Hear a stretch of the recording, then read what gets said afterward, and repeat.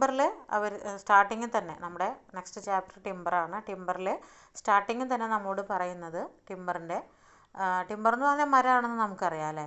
അപ്പോൾ അതിലൊരു 3 വേർഡുകളാണ് നമ്മോട് ആദ്യം തന്നെ അവർ പരിചയപ്പെടുത്തുന്നത്. ഒന്ന് സ്റ്റാൻഡിങ് ടിമ്പർ, രണ്ടാമത്തേത് റഫ് ടിമ്പർ, മൂന്നാമത്തേത് കൺവെർട്ടഡ് ടിമ്പർ. ഇങ്ങനെ 3 പേരുകളാണ് നമ്മളെ ഫസ്റ്റിൽ ഈ ചാപ്റ്റർ തുടങ്ങുമ്പോൾ തന്നെ നമ്മളെ പരിചയപ്പെടുത്തുന്നത്. 3 പേരുകളാണ്. എന്തൊക്കെയാണ്? Standing timber, rough timber, converted timber. ഇങ്ങനെ 3 എണ്ണമാണ്. അപ്പോൾ സ്റ്റാൻഡിങ് ടിമ്പർ എന്ന് പറഞ്ഞാൽ എന്താണ്? അതായത് മുറിക്കപ്പെടാതെ നിൽക്കുന്ന ഒരു വൃക്ഷത്തിലെ മരത്തെയാണ് നമ്മൾ അത് അവിടെ നിൽക്കുകയാണെന്ന് അല്ലേ, അതാണ് മുറിക്കപ്പെടാതെ നിൽക്കുന്നതാണ് സ്റ്റാൻഡിങ് ടിമ്പർ എന്നും. മുറിച്ചു കഴിഞ്ഞ ഒരു വൃക്ഷത്തിലെ മരത്തിനെ നമ്മളെന്ത് റഫ് ടിമ്പർ എന്നും. ഇനി അത് മുറിച്ച് കഴിഞ്ഞിട്ട് നമ്മളതിനെ നമുക്ക് ആവശ്യമുള്ള രീതിയിലേക്ക് അതിനെ ആക്കിയെടുത്ത് കഴിഞ്ഞാൽ അതിന് നമ്മളെന്ത് പറയുന്നു? കൺവെർട്ടഡ് ടിമ്പർ എന്ന് നമ്മൾ പറയുന്നു.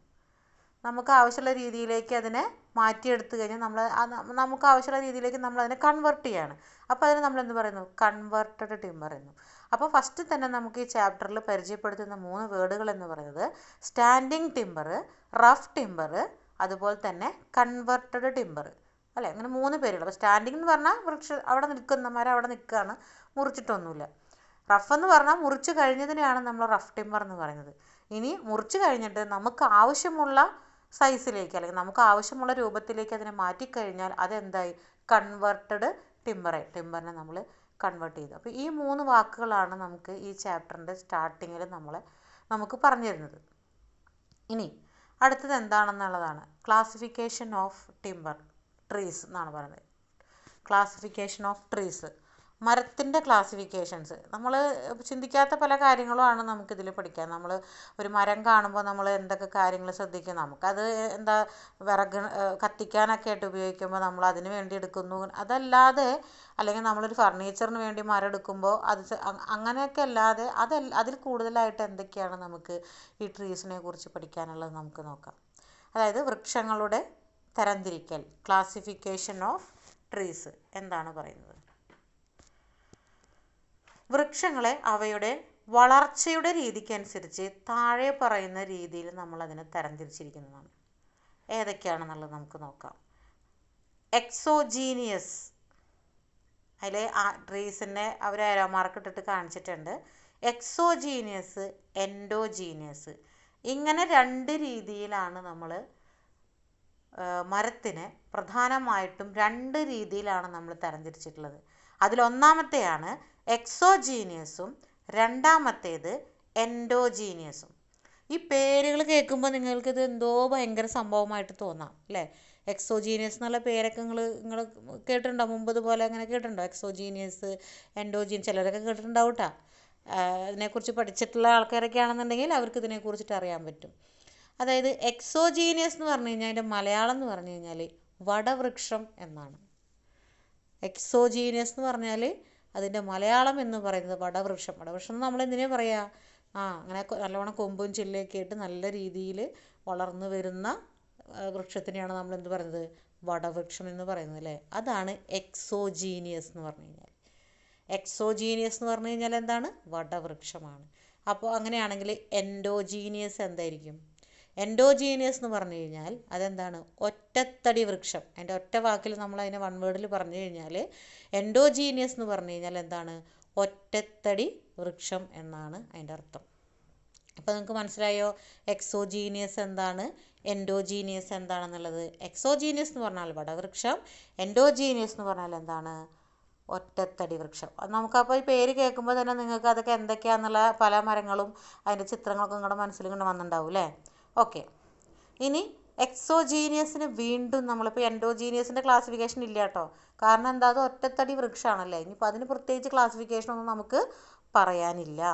എന്തൊക്കെയായിരിക്കും? തെങ്ങ്, കവുങ്ങ്, അതുപോലുള്ള ഇതൊക്കെ. കവുങ്ങെന്നൊക്കെ അടയ്ക്കാമരത്തിന് ഞങ്ങളുടെ അവിടെ അങ്ങനെയാണ് പറയുക. നിങ്ങളുടെയൊക്കെ നാട്ടിൽ എന്താ പറയുകയെന്ന് അറിയില്ല. അപ്പോൾ അങ്ങനെയുള്ളതാണ് ഒറ്റത്തടി വൃക്ഷം. അതിന് പ്രത്യേകിച്ച് ക്ലാസിഫിക്കേഷൻസ് ഒന്നും നമുക്കില്ല. അതൊക്കെ ഫൈബർ ഉള്ളതാണല്ലോ, നാരുകളോട് കൂടിയിട്ടുള്ള വൃക്ഷങ്ങളാണ് അതൊക്കെ വരുന്നത്. പന, തെങ്ങ് എന്നൊക്കെ പറയുന്നത്.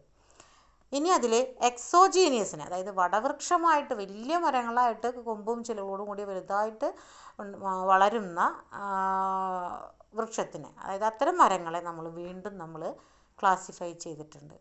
എക്സോജീനിയസ് ട്രീസിനെ വീണ്ടും ക്ലാസിഫൈ ചെയ്തിട്ടുണ്ട്. എങ്ങനെയാണ്? കോണിഫേഴ്സ് എന്നും ഡെസിഡ്യൂസ് എന്നും രണ്ടായിട്ട് നമ്മൾ തിരിച്ചിട്ടുണ്ട്. എങ്ങനെയാണ് തിരിച്ചിട്ടുള്ളത്? കോണിഫേഴ്സ് എന്നും ഡെസിഡ്യൂസ് എന്നും രണ്ടായിട്ട് തിരിച്ചിട്ടുണ്ട്. അതിൻ്റെ അടിയിൽ അതിൻ്റെ പ്രത്യേകതകൾ കാണിച്ചിട്ടുണ്ട്. കോണിഫേഴ്സ് എന്ന് പറഞ്ഞു കഴിഞ്ഞാൽ സോഫ്റ്റ് വുഡാണ്. നമുക്കറിയാം, നമ്മളതിങ്ങനെ പെട്ടെന്ന് ഒടിച്ച് കഴിഞ്ഞാൽ നമുക്ക് പെട്ടെന്ന് ഒടിയും. അത് സോഫ്റ്റ് വുഡ് എന്ന് പറയുന്നത് അതുകൊണ്ടാണ്. അത് പെട്ടെന്ന് നമുക്ക് ഒടിച്ച് കളയാൻ പറ്റും. ചെറിയ അധികം എന്താ പറയുക, ഹാർഡായിരിക്കില്ല. ഡെസിഡ്യൂസ് എന്ന് പറഞ്ഞാൽ എന്താ? അത് ഹാർഡ് വുഡാണ്. അത് ഉറപ്പുള്ള വുഡിനെയാണ് നമ്മൾ എന്ത് പറയുന്നത്? ഡെസിഡ്യൂസ് എന്ന് പറയുന്നത്. ഇത്തരത്തിലുള്ള മരമാണ്, അതായത് ഡെസിഡ്യൂസ് ട്രീസാണ് നമ്മൾ നമ്മുടെ കൺസ്ട്രക്ഷൻ വർക്കുകൾക്ക് വേണ്ടിയിട്ട് നമ്മൾ ഉപയോഗിക്കുന്നത്. അപ്പോൾ ട്രീസിനെ പ്രധാനമായിട്ടും രണ്ടായിട്ട് തരംതിരിച്ചിട്ടുണ്ട്. ഏതൊക്കെയാണ്? എക്സോജീനിയസും എൻഡോജീനിയസും. എക്സോജീനിയസ് എന്ന് പറഞ്ഞാൽ വടവൃക്ഷവും എൻഡോജീനിയസ് എന്ന് പറഞ്ഞാൽ ഒറ്റത്തടി വൃക്ഷവും. ഇനി എക്സോജീനിയസിനെ വീണ്ടും നമ്മൾ ക്ലാസിഫൈ ചെയ്തിട്ടുണ്ട് കോണിഫേഴ്സ് എന്നും ഡെസിഡിയസ് എന്നും. അതിൻ്റെ പ്രത്യേകതകളാണ് അവർ താഴെ കൊടുത്തിട്ടുള്ളത്. കോണിഫേഴ്സ് എന്ന് പറഞ്ഞു കഴിഞ്ഞാൽ സോഫ്റ്റ് വുഡും ഡെസിഡിയസ് എന്ന് പറഞ്ഞു കഴിഞ്ഞാൽ അത് ഹാർഡ് വുഡുമാണ്, ഉറപ്പുള്ളതുമാണ്. അപ്പോൾ ഡെസിഡിയസ് ട്രീസാണ് നമ്മൾ എന്തിനു വേണ്ടി ഉപയോഗിക്കുന്നത്? കൺസ്ട്രക്ഷൻ വർക്കുകൾക്ക് വേണ്ടി നമ്മൾ ഉപയോഗിക്കുന്നത്. അപ്പോൾ ഇതിൻ്റെ ചില പ്രത്യേകതകളൊക്കെ ഉണ്ട്. ഈ കോണിഫേഴ്സും ഡെസിഡ്യൂസിൻ്റെയൊക്കെ നമ്മൾക്ക് അതിൻ്റെ എക്സ്പ്ലനേഷൻ പറയുന്ന സമയത്ത് പറയാം. ഓക്കെ. അപ്പോൾ എക്സോജീനിയസ് ട്രീസ് എന്താണെന്നുള്ളത് താഴെ നമുക്കതിൽ ഇത് ഒന്ന് മനസ്സിലാക്കി വെക്കേണ്ട ഒരു കാര്യമാണ് കേട്ടോ. കാരണം പരീക്ഷയ്ക്ക് ചോദിച്ചിട്ടുണ്ട് ഒരു വട്ടം. ഇതിൻ്റെ ക്ലാസിഫിക്കേഷൻസ് ഒരു വട്ടം ചോദിച്ചിട്ടുള്ളതാണ്.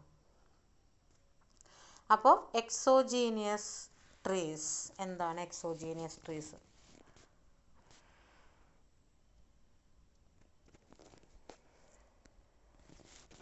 ചില വൃക്ഷങ്ങളുടെ തടി വർഷം തോറും റിങ് രൂപത്തിൽ വിലങ്ങനെ പുറത്തേക്ക് വരുന്നു. ഈ തരം വൃക്ഷങ്ങളെ എക്സോജീനിയസ് വൃക്ഷങ്ങൾ എന്ന് പറയുന്നു.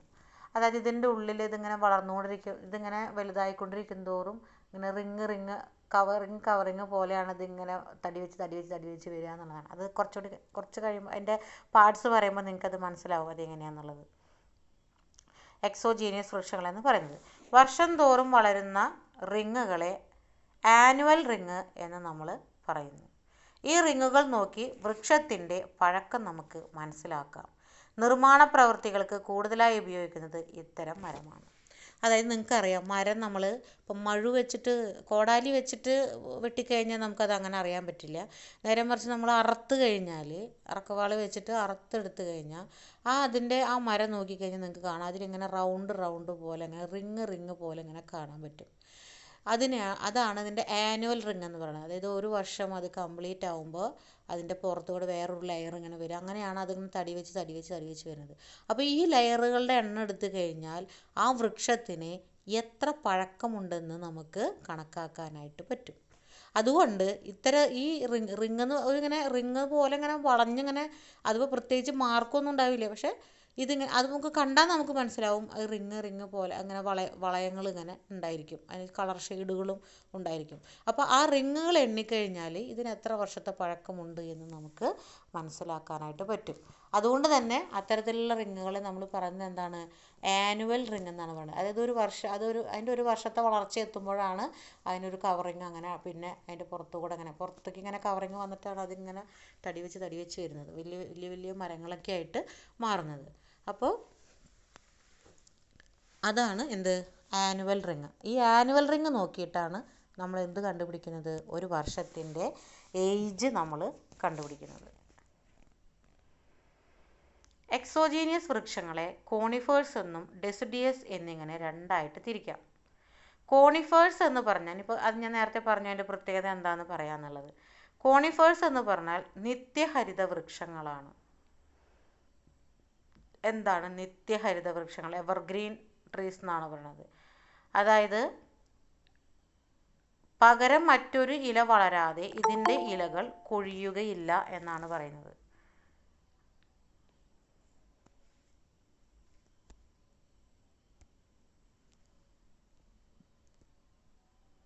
പകരം മറ്റൊരു ഇല വളരാതെ എന്തുണ്ടാവില്ല, ഇതിലെ ഇലകൾ കൊഴിഞ്ഞു പോവില്ല എന്നാണ് പറയുന്നത്. അതാണ് നിത്യഹരിത വൃക്ഷങ്ങൾ എന്ന് പറയുന്നത്.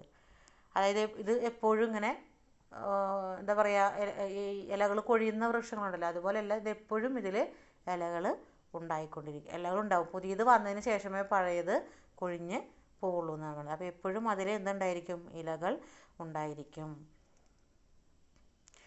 ഇതിൻ്റെ കായ് കോൺ രൂപത്തിൽ ആയതിനാലാണ് ഇതിനെ നമ്മൾ എന്ത് പറയുന്നത്, കോണിഫേഴ്സ് എന്ന് പറയുന്നത്. അപ്പോൾ ഇതിലുണ്ടാകുന്ന കായ്കൾ അതിൻ്റെ ഷേപ്പ് എന്താണെന്ന് പറയണത്, ഒരു കോൺ രൂപത്തിലായിരിക്കും. അതുകൊണ്ടാണ് ഇത്തരത്തിലുള്ള ഇതിനെ നമ്മൾ എന്ത് പറയുന്നത്, കോണിഫേഴ്സ് എന്ന് നമ്മൾ പറയുന്നത്. ഇളം നിറമുള്ള തൂക്കം കുറഞ്ഞ പശയുള്ള തരം മരമാണ് ഇതിൽ നിന്നും ലഭിക്കുന്നത്. ആനുവൽ റിങ്ങുകൾ കൃത്യമായിട്ട് കാണുവാനും സാധിക്കും എന്നാണ് പറയുന്നത്. ഇതെന്താണ്, ഇളം നിറമായിരിക്കും, ഇതിൻ്റെ നിറം ഇളം നിറമായിരിക്കും, തൂക്കം വെയിറ്റ് കുറഞ്ഞതായിരിക്കും, അതുപോലെ തന്നെ അത് ഒടിച്ചു കഴിഞ്ഞാൽ അതിലൊരു തരം പശയുള്ള ഇത് ഉണ്ടായിരിക്കും.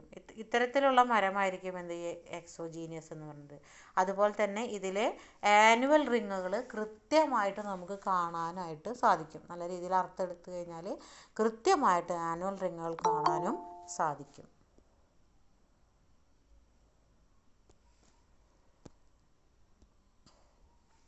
അപ്പോൾ എക്സോജീനിയസ് ട്രീസ് എന്ന് പറഞ്ഞാൽ എന്താ നമ്മൾ പറഞ്ഞത്, നമുക്ക് വലുതായിട്ട് വളരെ ശിഖരങ്ങളോട് കൂടി വളരുന്ന തരം വൃക്ഷങ്ങളെയാണ് നമ്മൾ എക്സോജീനിയസ് ട്രീസ് എന്ന് പറയുന്നത്. ഇതിന് നമ്മൾ രണ്ടായിട്ട് ഇതിലെന്തുണ്ടെന്ന് പറഞ്ഞു, ആനുവൽ റിങ്സുകളുണ്ട്. ഈ ആനുവൽ റിങ്സുകൾ നോക്കിയിട്ടാണ് നമ്മൾ ഇതിൻ്റെ കാലപ്പഴക്കം അല്ലെങ്കിൽ ഇതിൻ്റെ ഏജ് നമ്മൾ കണ്ടുപിടിക്കുന്നത്. പിന്നെ ഈ എക്സോജീനിയസ് ട്രീസിനെ നമ്മൾ രണ്ടായിട്ട് തരംതിരിച്ചിട്ടുണ്ട്.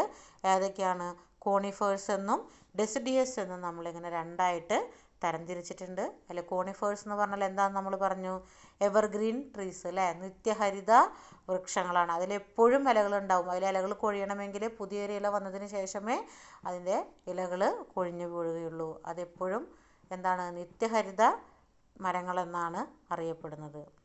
എപ്പോഴും ഇലകൾ ഉണ്ടായിരിക്കും എന്നുള്ളതാണ്. ഇനി ഇതിൻ്റെ വേറൊരു പ്രത്യേകത എന്താ പറയുന്നത്, ഇളം നിറമുള്ള തൂക്കം കുറഞ്ഞ പശയുള്ള തരം മരമാണ് ഇതിൽ നിന്ന് ലഭിക്കുന്നത്. ആനുവൽ റിങ്ങുകൾ കൃത്യമായിട്ട് കാണാനും പറ്റും. അപ്പോൾ ഇതിലൊരു പ്രത്യേകത നിങ്ങൾ പറഞ്ഞത്, നമുക്ക് വേറൊരു കാര്യം പറഞ്ഞാൽ എന്താ, അതിൽ കനം കുറഞ്ഞതാണെന്ന് പറഞ്ഞല്ലേ, വെയിറ്റ് കുറവാണെന്ന് പറഞ്ഞിട്ടില്ല. അപ്പോൾ നമ്മൾ പറഞ്ഞത് എന്താ, കോണിഫേഴ്സിനെ കുറിച്ചിട്ടാണ് പറഞ്ഞത്. കോണിഫേഴ്സ് എന്ന് പറഞ്ഞാൽ എന്താണെന്നാണ് പറയുന്നത്. അപ്പോൾ കോണിഫേഴ്സ് ഓൾറെഡി നമ്മൾ അതിൽ പറഞ്ഞിട്ടുണ്ട്, സോഫ്റ്റ് വുഡാണ്. അതിൻ്റെ ആ ഒരു ക്വാളിറ്റി പറഞ്ഞിട്ടുള്ളത് എന്താ, കോണിഫേഴ്സ് എന്ന് പറഞ്ഞാൽ അതൊരു സോഫ്റ്റ് വുഡാണെന്നാണ് പറഞ്ഞിട്ടുള്ളല്ലേ. നമുക്കത് വലിയ വർക്കുകൾക്കൊന്നും നമുക്കത് ഉപയോഗിക്കാനായിട്ട് പറ്റില്ല. അപ്പോൾ അതാണ് ഇതിലവർ പറയുന്നുണ്ട്, ഇത് കോണിഫേഴ്സ്, ഇത് ഇളം നിറമായിരിക്കും, തൂക്കം കുറഞ്ഞതായിരിക്കും, വെയിറ്റ് കുറഞ്ഞതായിരിക്കും, അതുപോലെ തന്നെ ഒരു തരം പശയുള്ള മരമാണ് ഇതിൽ നിന്ന് ലഭിക്കുന്നതെന്നാണ്. അപ്പോൾ ഇത് കോണിഫേഴ്സിനെ കുറിച്ചിട്ടാണ് നമ്മൾ പറഞ്ഞത്. അങ്ങനെയാണെന്നുണ്ടെങ്കിൽ ഡെസിഡിയസ് എന്താണ്, ഇനി അതിൻ്റെ ഒരു എക്സാമ്പിൾ പറയുന്നുണ്ട് കേട്ടോ. അതായത് ഏതിനൊക്കെയാണ്, ആനുവൽ റിങ്സിന് എക്സാമ്പിൾ പറയുന്നുണ്ട്. ഈ കോണിഫേഴ്സിന് ദേവദാരു, പൈൻ, കെയിൽ, വാൾനട്ട്, ചീർ, ഫിർ എന്നൊക്കെ പറഞ്ഞിട്ട് അതിൻ്റെ കോണിഫേഴ്സിന് എക്സാമ്പിൾസ് നമുക്കതിൽ കൊടുത്തിട്ടുണ്ട്. അടുത്തതാണ് ഡെസിഡിയസ് ട്രീസ്.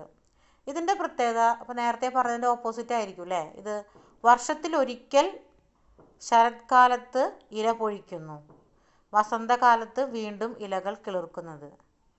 തേക്ക്, സാൽ, ബീച്ച്, ഓക്ക്, സിസം ഇവ ഡെസിഡിയസ് വൃക്ഷങ്ങളാണ്. കെട്ടിട നിർമ്മാണത്തിന് ഇത് ധാരാളമായിട്ട് ഉപയോഗിക്കുന്നു. കാഠിന്യമുള്ളതും കടുത്ത നിറമുള്ളതും ഈട് നിൽക്കുന്നതും പശയില്ലാത്തതുമായ മരമാണിത്.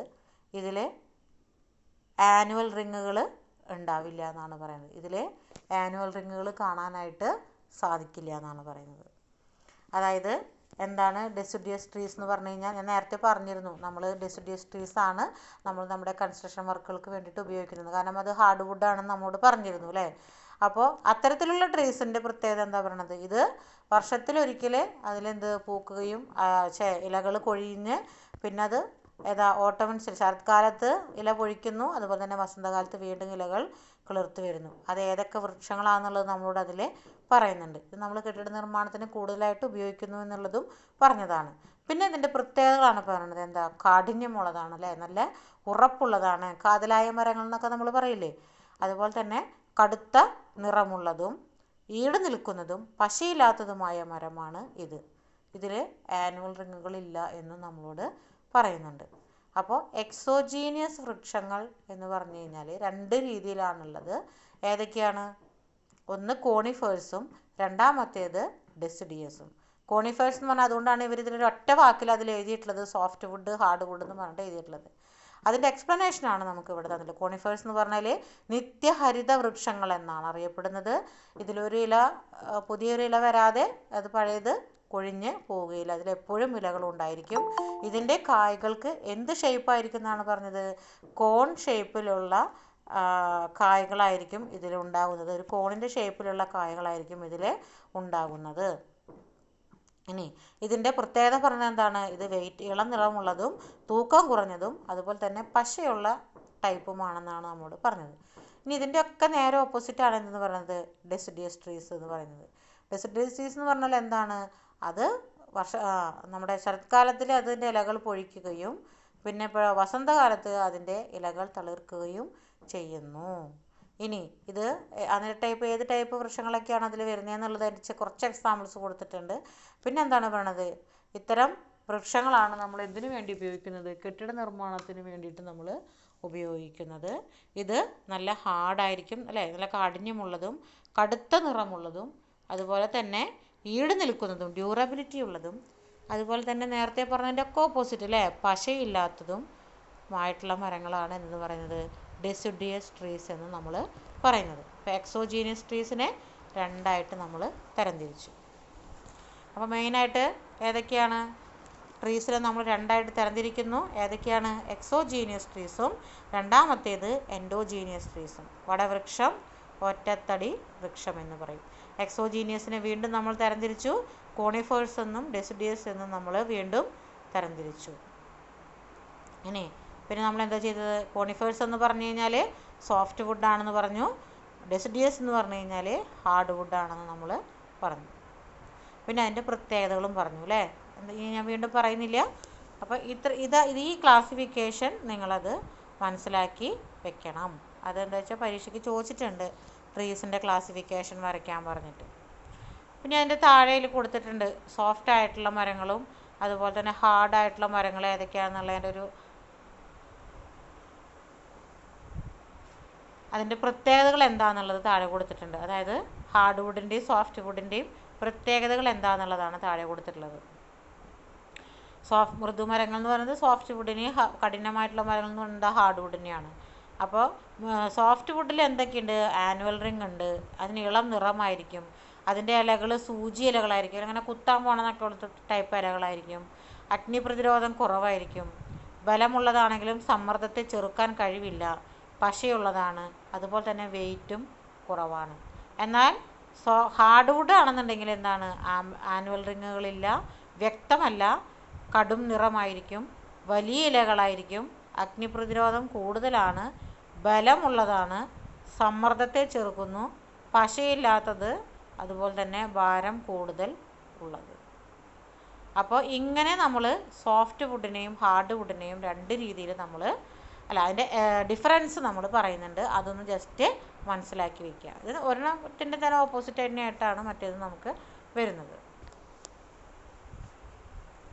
പിന്നെ എൻഡോജീനിയസ്. അപ്പോൾ എക്സോജീനിയസിൻ്റെ ഇത് കഴിഞ്ഞു. അടുത്തതാണ് എൻഡോജീനിയസ് ട്രീസ് എന്ന് പറഞ്ഞാൽ ചില വൃക്ഷങ്ങളുടെ തടി നാരു രൂപത്തിൽ അകത്തേക്കാണ് വളരുന്നത്.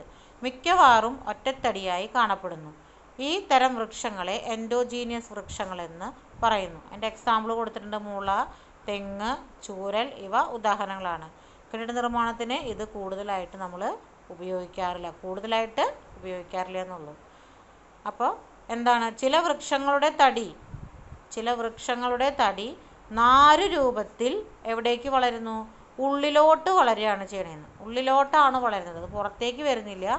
നാരുകളായിട്ട് അത് ഉള്ളിലോട്ടാണ് അത് വളരുന്നത്.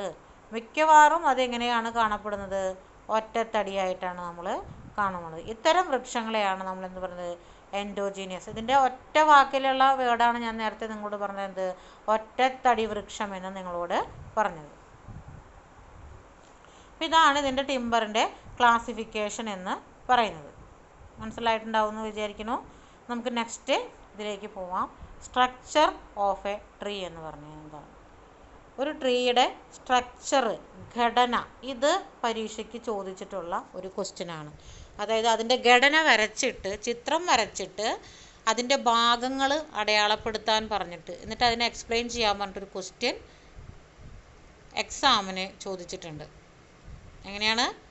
ഇതിൻ്റെ ഘടന വരച്ചിട്ട് അതിൻ്റെ ഭാഗങ്ങൾ അടയാളപ്പെടുത്തി നമ്മൾ ഛേദം വരയ്ക്കാമെന്ന്, നമ്മൾ ഛേദം വരച്ചിട്ടില്ല, നമ്മൾ സയൻസ് ക്ലാസ്സിൽ ചെറിയ ക്ലാസ്സിലൊക്കെ പഠിക്കുമ്പോൾ ഈ പൂവിൻ്റെ, ജന്തുക്കളുടെയൊക്കെ ഛേദം വരച്ച് പഠിച്ചിട്ടില്ല. അതേപോലെ നമ്മളിതിൻ്റെ സെക്ഷൻ വ്യൂ വരച്ചിട്ട്, അതായത് കട്ട് ചെയ്തിട്ടുള്ള വ്യൂ നോക്കിയിട്ട് അതിനെ പാർട്ടുകളായിട്ട് തിരിച്ചിട്ടുണ്ട്. ആ പാർട്ടുകൾ വളരെയധികം ഇമ്പോർട്ടൻ്റ് ആണ്. അത് 1 വേർഡ് ആയിട്ടും 5 മാർക്കിൻ്റെ ക്വസ്റ്റ്യൻ ആയിട്ടും പല ക്വസ്റ്റ്യൻ പേപ്പറിലും ഇത് മുൻപ് ചോദിച്ചിട്ടുള്ളതാണ്. എപ്പോൾ എടുക്കാം? ഇപ്പോൾ ഈ പറയാൻ പോകുന്ന കാര്യം എന്ന് പറയുന്നത് സ്ട്രക്ചർ ഓഫ് എ ട്രീ, ഒരു ട്രീയുടെ ഘടന എങ്ങനെ ആയിരിക്കണം എന്നുള്ളത്.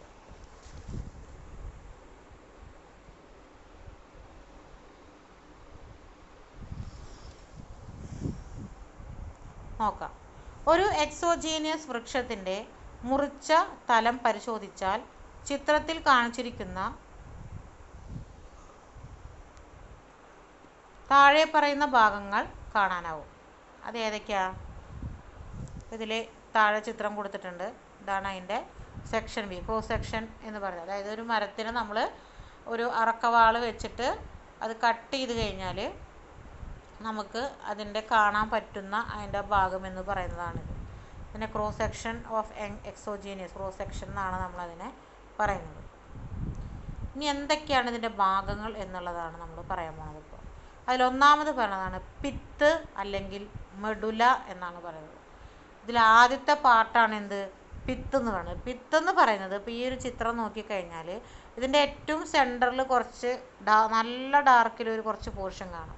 ഇതിനെയാണ് നമ്മൾ പറയുന്നത്? പിത്തെന്ന് പറയുന്നത്. പിത്തെന്ന് പറഞ്ഞു കഴിഞ്ഞാൽ കാമ്പ്, ഉൾക്കാമ്പ്, അകക്കാമ്പ് എന്നൊക്കെ പറയില്ലേ? അതാണ് പിത്തിൻ്റെ മീനിങ് എന്ന് പറയുന്നത്. അതാണ് ഉൾക്കാമ്പ് അല്ലെങ്കിൽ അകക്കാമ്പ് എന്നൊക്കെ നമ്മൾ പറയുന്ന സംഭവം. അതായത് ഒരു ടിമ്പറിൻ്റെ ഏറ്റവും ഉള്ളിലുള്ള അതായത് മോസ്റ്റ് ഇന്നർ പോർഷനെയാണ് നമ്മൾ പറയുന്നത്? പിത്ത് എന്ന് നമ്മൾ പറയുന്നത്. ഏറ്റവും ഉള്ളിലുള്ള ഭാഗത്തിനെ നമ്മൾ പറയുന്ന പേരാണ് പിത്ത്. പിറ്റല്ല കേട്ടോ, പിത്താണ്. PITCH, പിത്ത് എന്നാണ് നമ്മളതിനെ പറയുന്നത്. അടുത്തത് എന്താണ്? അപ്പോൾ ഒന്നാമത്തേതാണ് പിത്ത്. അതിൻ്റെ തിയറി അവിടെ എന്തായിരിക്കണം? മരത്തടിയുടെ ഏറ്റവും ഉള്ളിലായിട്ട് കാണുന്ന ഭാഗമാണ്. പല മരങ്ങളിലും പല വിധമാണ് ഇതിൻ്റെ ആകൃതിയും വലിപ്പവും. മരത്തിന് പ്രായം കൂടുന്നതിനനുസരിച്ച് പിത്തിൻ്റെ വലിപ്പം കുറയുന്നു. വൃക്ഷത്തിൻ്റെ ശാഖകളിലും തടിയുടേതിന് തുടർച്ചയായ പിത്ത് ഉണ്ടായിരിക്കും. അപ്പോൾ ഈ പിത്ത് എല്ലാ ഇതിലും ഉണ്ടായിരിക്കും എന്നാണ് പറയുന്നത്. ഇതിൻ്റെ ഇപ്പോൾ നമ്മൾ ഏതൊരു കൊമ്പ് മുറിച്ചാൽ പോലും, ഇപ്പോൾ വലിയ മരത്തിൻ്റെ തടി മാത്രമല്ല, അതിൻ്റെ കൊമ്പ് മുറിച്ചാൽ പോലും നമുക്ക് അതിൻ്റെ അകത്ത് പിത്തിൻ്റെ ഒരു ഡാർക്ക് കളറിൽ ഇങ്ങനെ ഇത് നമുക്ക് കാണാനായിട്ട് സാധിക്കുന്നതാണ് പറയുന്നത്. അപ്പോൾ അതാണ് പിത്ത്. മെഡുല എന്ന് പറഞ്ഞു കഴിഞ്ഞാൽ എന്താണ്? ഇന്നർ മോസ്റ്റ് പോർഷനെയാണ് നമ്മൾ പറയുന്നത്? ഒരു മരത്തിൻ്റെ ഏറ്റവും ഉള്ളിലുള്ള ഭാഗത്തിനെയാണ് നമ്മൾ പറയുന്നത്? പിത്ത് എന്ന് നമ്മൾ പറയുന്നത്. അടുത്ത എന്താണ്? ഹാർഡ് വുഡാണ്. എന്താണ് ഹാർഡ് വുഡ്? Heart wood. പിത്തിനെ ചുറ്റപ്പെട്ട് കിടക്കുന്ന ആനുവൽ റിങ്ങുകളാണ് ഹാർട്ട് വുഡ്. കാതൽ എന്ന് പറയും. നമ്മളിതിൻ്റെ ഏറ്റവും ഉറച്ച ഭാഗം എന്നൊക്കെ പറയില്ലേ, ഹാർട്ട് വുഡ്. നല്ല രീതിയിൽ നല്ല ഹാർഡായിട്ട് നല്ല ഉറച്ച് കിടക്കുന്നതിനെയാണ് നമ്മൾ ഇതിന് പറയുന്നത്. ഇത് മരത്തിൻ്റെ കാതൽ എന്നൊക്കെ പറയുന്നത് ഈ ഹാർട്ട് വുഡിനെയാണ് നമ്മൾ പറയുന്നത്? മരത്തിൻ്റെ കാതൽ എന്നൊക്കെ നമ്മൾ പറയുന്നത്. ഈ ഭാഗത്തിന് വൃക്ഷത്തിൻ്റെ വളർച്ചയിൽ പങ്കില്ല. എന്നാൽ ഏറ്റവും ബലം കൂടിയതും ഈട് നിൽക്കുന്നതുമായിട്ടുള്ള ഭാഗമാണ്. അപ്പോൾ എന്താണ് ഹാർട്ട് വുഡിൻ്റെ പ്രത്യേകത പറയണത്? ഇത് എന്താണ്? ഇതിൻ്റെ വളർച്ചയുമായി ബന്ധപ്പെട്ടിട്ട് ഇതൊന്നും ചെയ്യില്ല. അതുകൊണ്ട് തന്നെ നമ്മളിതിനെ ഡെഡ് പോർഷൻ എന്നും കൂടി പറയും. നമ്മളിതിനെ ഈ ഹാർട്ട് വുഡിനെ നമ്മൾ ഡെഡ് പോർഷൻ എന്നും കൂടി നമ്മൾ പറയും. കാരണം ഇത് എന്താ പറയുക, ഈ മരത്തിന് വളരാൻ ആവശ്യമായിട്ടുള്ളതൊന്നും ആര് ചെയ്യുന്നില്ല? ഈ ഒരു പോർഷൻ ചെയ്യുന്നില്ല. അതായത് ഹാർട്ട് വുഡ് എന്ന് പറയുന്ന പോർഷൻ ഒന്നും ചെയ്യുന്നില്ല. അത് ആ ഹാർഡായിട്ട് അവിടെ നിൽക്കുകയാണ് ചെയ്യണത്. എന്നാൽ ഇത് വർക്ക് ചെയ്യാനായിട്ട് നമുക്ക് ഏറ്റവും കൂടുതൽ ഉപകരിക്കുന്നത് ഏതാണ്? ഈ ഹാർട്ട് വുഡാണ് നമ്മൾ ഉപയോഗിക്കേണ്ടത്, നമ്മുടെ വർക്കുകൾക്ക് നമ്മൾ ഉപയോഗിക്കേണ്ടത്. അപ്പോൾ ഈ ഹാർട്ട് വുഡ് എന്ന് പറഞ്ഞു കഴിഞ്ഞാൽ പിത്തിനെ ചുറ്റി കാണപ്പെടുന്നതാണ് എന്ത് ഹാർട്ട് വുഡ് എന്ന് പറയുന്നത്.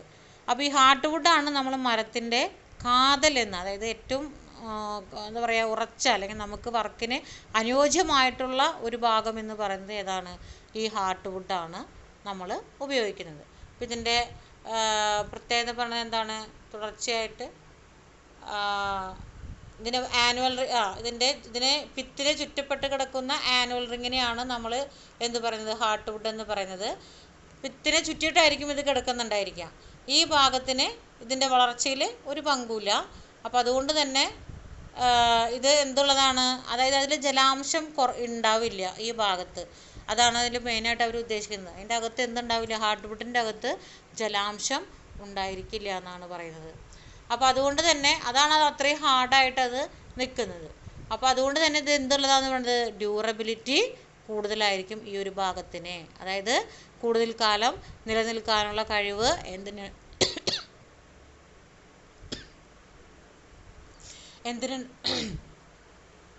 എന്തിനുണ്ടാന്ന് പറയുന്നു? കൂടുതൽ കാലം നിലനിൽക്കാനുള്ള കഴിവ് ഈ ഹാർട്ട് വുഡിനെ ഉണ്ട്. അതുകൊണ്ടാണ് നമ്മൾ കൺസ്ട്രക്ഷൻ വർക്കിന് ആ ഒരു ഭാഗമാണ് നമ്മൾ കൂടുതലായിട്ട് ഉപയോഗിക്കുന്നത്. മരത്തിൻ്റെ കാതൽ എന്നൊക്കെ പറയുന്നില്ലേ, ആ ഒരു സംഭവം.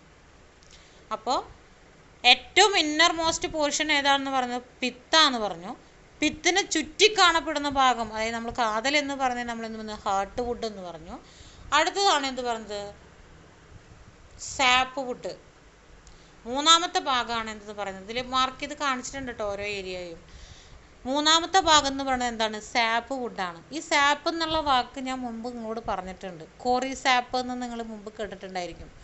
കോറി സാപ്പ് എന്ന് പറഞ്ഞൊരു കാര്യം നമ്മൾ മുമ്പ് പഠിച്ചിട്ടുണ്ട്. ആർക്കെങ്കിലും ഓർമ്മയുണ്ടോ കോറി സാപ്പ് എന്താണെന്നുള്ളത്? നമ്മൾ സ്റ്റോണിന്, അതായത് സ്റ്റോണിൻ്റെ ചാപ്റ്റർ പഠിച്ച സമയത്ത് നമ്മൾ പറഞ്ഞിരുന്നു സ്റ്റോണിനകത്ത് ഒരു ഈർപ്പം എപ്പോഴും ഉണ്ടായിരിക്കും, ഒരു മോയ്സ്ചർ കണ്ടൻറ്റ് ഉണ്ടായിരിക്കും എന്ന് പറഞ്ഞിരുന്നു. ഈ സ്റ്റോണിനകത്തുള്ള മോയ്സ്ചർ കണ്ടൻറ്റിയാണ് നമ്മൾ എന്ത് പറയുന്നത്? ക്വാറി സാപ്പ് എന്ന് പറയുന്നത്.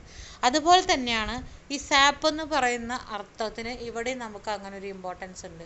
സാപ്പ് വുഡ്, ഇപ്പോൾ ആദ്യത്തെ പിത്ത് കഴിഞ്ഞു, ഹാർട്ട് വുഡ് കഴിഞ്ഞു, മൂന്നാമത് വരുന്നതാണ് എന്ത്? Sapwood. അപ്പോൾ എന്താണ് സാപ്പ് വുഡ് എന്ന് പറഞ്ഞു കഴിഞ്ഞാൽ നമുക്ക് നോക്കാം. ഹാർട്ട് വുഡിനും കാമ്പിയ ലെയറിനും ഇടയിലായിട്ട് കാണപ്പെടുന്ന ആനുവൽ റിങ്ങുകളാണിത്. ഇളം നിറമുള്ള ഈ ഭാഗത്തിന് ഭാരം കുറവായിരിക്കും. പഴക്കം കുറഞ്ഞ ഈ ഭാഗത്ത് ആനുവൽ റിങ്ങുകൾ കൂടുതൽ വ്യക്തമല്ല. വളർച്ചയിൽ കൂടുതൽ പങ്കുവഹിക്കുന്നത് ഈ ഭാഗമാണ് എന്നാണ്. അതായത് നമ്മളിപ്പോൾ ഉള്ളിൽ പിത്ത് പറഞ്ഞു, പുറത്ത് ഹാർട്ട് വുഡ് പറഞ്ഞു, പിന്നെ അതിന് ചുറ്റി വരുന്ന ഭാഗം ഏതാണ്? സാപ്പ് വുഡ് എന്നാണ് പറയുന്നത്. അപ്പോൾ അതിൻ്റെ പ്രത്യേകത എന്താണെന്ന് വെച്ചാൽ ഇതിന് ലൈറ്റ് കളറായിരിക്കും, ഇതിനൊരു വെള്ള നിറം പോലെ ആയിരിക്കും വരിക. മാത്രമല്ല അതിൻ്റെ മറ്റൊരു പ്രത്യേകത എന്ന് പറയുന്നത് അവിടെ നമുക്ക് എന്ത് അനുഭവപ്പെടും? ഈർപ്പം അനുഭവപ്പെടും. അതായത് നമ്മൾ ഈ പറഞ്ഞ സാപ്പ് നമുക്കവിടെ അനുഭവപ്പെടും. നമ്മൾ ആ ഒരു വെള്ളം നനവ് എപ്പോഴും നമുക്ക് അനുഭവപ്പെടും. എന്തുകൊണ്ടെന്ന് വെച്ച് കഴിഞ്ഞാൽ ഈ സാപ്പ് വുഡാണ് ഒരു മരം വളരുന്നതിന് ആവശ്യമായിട്ടുള്ള പോഷക ഘടകങ്ങൾ അല്ലേ, അങ്ങോട്ടും ഇങ്ങോട്ടും ഇലകളിൽ നിന്ന് വേരുകളിലേക്കും വേരുകളിൽ നിന്ന് ഇലകളിലേക്കൊക്കെ കൊണ്ടുപോകും. നമ്മൾ മുമ്പ് പഠിച്ചിട്ടുണ്ടല്ലേ. ആ ഒരു പ്രോസസ്സിനെയൊക്കെ സഹായിക്കുന്നത് ആരാണെന്നാണ് പറയുന്നത്? ഈ സാപ്പ് വുഡ് ആണെന്നാണ് പറയുന്നത്. അപ്പോൾ സാപ്പ് വുഡ് എന്ന് പറഞ്ഞാൽ ഒരു മരത്തിൻ്റെ വളർച്ചയ്ക്ക് ആവശ്യമായിട്ടുള്ള കാര്യങ്ങളെല്ലാം ചെയ്യുന്ന ഭാഗമാണ് എന്ത്? സാപ്പ് വുഡ് എന്ന് പറയുന്നത്. അപ്പോൾ അതുകൊണ്ട് തന്നെ അതിൽ എന്തുണ്ടായിരിക്കും? മോയ്സ്ചർ കണ്ടൻറ്റ് നമുക്ക് ഉണ്ടായിരിക്കും. ആ സാപ്പ് വുഡിലാണ് മോയ്സ്ചർ കണ്ടൻറ്റ് ഉണ്ടായിരിക്കുക. ഇത് കാണപ്പെടുന്നത് ഹാർട്ട് വുഡിനും കാമ്പിയർ ലയറിൽ ഇത് കഴിഞ്ഞിട്ടാണ് വരുന്നത്. അത് നമുക്ക് പറയാം എന്താണെന്നുള്ളത്. അപ്പോൾ ഹാർട്ട് വുഡിനും കാമ്പിയർ ലയറിനും ഇടയിലുള്ള റിങ്ങുകളെയാണ് നമ്മൾ എന്ത് പറയുന്നത്? ഈ സാപ്പ് വുഡ് എന്ന് പറയുന്നത്. ഇത് ലൈറ്റ് കളറായിരിക്കും, ഇതിന് വെയിറ്റ് കുറവായിരിക്കും. അതുപോലെ തന്നെ പക്ഷെ അത് പഴക്കം കൂടുന്തോറും അതിൻ്റെ ആനുവൽ റിങ്സുകൾ നമുക്ക് കാണാനുള്ള സാധ്യതകൾ കുറവാണെന്നാണ് പറയുന്നത്. വ്യക്തമാവില്ല എന്നാണ് പറയുന്നത്. വളർച്ച കൂടുന്തോറും വളർച്ചയിൽ കൂടുതൽ പങ്കുവഹിക്കുന്ന ഭാഗമാണ്. ഞാൻ നേരത്തെ പറഞ്ഞു ഒരു വൃക്ഷത്തിൻ്റെ ഏറ്റവും അതിൻ്റെ വളർച്ചയുമായി ബന്ധപ്പെട്ട് വരുന്ന ഇതിനെ ഏറ്റവും കൂടുതൽ പ്രധാന പങ്കുവഹിക്കുന്ന ഒരു ഭാഗമാണ് എന്ത് പറയുന്നത്? സാപ്പ് വുഡ് എന്ന് പറയുന്നത്. അപ്പോൾ നമ്മൾ ഏതൊക്കെ പഠിച്ചു? പിത്തിനെ ചുറ്റി ഹാർട്ട് വുഡ്, അത് കഴിഞ്ഞാൽ അതിനെ ചുറ്റി എന്താണുള്ളത്? സാപ്പ് വുഡാണ് ഉള്ളത്. അടുത്തത് എന്താണ് പറയുന്നത്? Cambium layer. നമ്മൾ നേരത്തെ പറഞ്ഞിരുന്നു, കാമ്പിയം ലെയർ എന്നുള്ള വാക്ക് നേരത്തെ പറഞ്ഞിരുന്നു. സാപ്പ് വുഡിനും പുറം തൊലിക്കും അതായത് ബാർക്കിനും ഇടയിലുള്ള നേരിയ നിരയാണിത്. ക്രമേണ ഈ ഭാഗം സാപ്പ് വുഡായിട്ട് മാറുകയാണ് ചെയ്യുന്നത് എന്നാണ് പറയുന്നത്. ഏതാണ് ആ ഭാഗം എന്ന് പറയുന്നത്? Cambium layer. ഇതിൽ കൊടുത്തിട്ടുണ്ട് കാമ്പിയം ലെയർ എന്ന് പറഞ്ഞു കഴിഞ്ഞാൽ അതായത് തൊലിയുടെ ഉള്ളിലാണ്, എന്നാൽ എന്തിൻ്റെ പുറത്താണ്? നമ്മുടെ സാപ്പ് വുഡിൻ്റെ പുറത്തും തൊലിക്കകത്തുമായിട്ട് കാണപ്പെടുന്ന ഭാഗം. നമ്മൾ ഈ തൊലിയൊക്കെ വലിയ വലിയ മരത്തിൻ്റെ തൊലിയൊക്കെ അടർന്നു പോയത് ഇങ്ങനെ പൊളിച്ചു കഴിഞ്ഞാൽ നമുക്ക് അവിടെ അങ്ങനെ ഒരു ഇതിങ്ങനെ ഒരു ഈർപ്പം പോലെയൊക്കെ അനുഭവപ്പെടും. നിങ്ങളാരെങ്കിലും ശ്രദ്ധിച്ചിട്ടുണ്ടെന്നില്ലേ? അവിടെ അങ്ങനെ നാരുകൾ പോലെ നിങ്ങൾക്ക് കാണാനും പറ്റും. ഫൈബറിൻ്റെ ഇതിൽ നാരുകൾ പോലെ ആയിരിക്കും. ഈ പുറത്തത്തെ തൊലി കളഞ്ഞു കഴിഞ്ഞിട്ടുള്ള കട്ടി കൂടി വലിയ വലിയ മരത്തിൻ്റെ കാര്യമാണ് കേട്ടോ പറയുന്നത്. അപ്പോൾ അതിൽ ആ തൊലിയൊക്കെ ഭയങ്കര കട്ടിയായിരിക്കും. അതിങ്ങനെ അടർന്നു പോയി കഴിഞ്ഞാൽ നമുക്കവിടെ ഭയങ്കര സോഫ്റ്റ് ആയിട്ടുള്ള ഒരു ഏരിയ നമുക്ക് കാണാനായിട്ട് പറ്റും. അപ്പോൾ പിത്തിനെ ചുറ്റി ഹാർട്ട് വുഡിനെ ചുറ്റി സാപ്പ് വുഡിൻ്റെ പുറത്താണ് എന്ത് വരുന്നത്? Cambium layer. ഈ ഡോട്ടായിട്ടുള്ള കാണിച്ചിട്ടുള്ള കാമ്പിയം ലെയർ വരുന്നത്.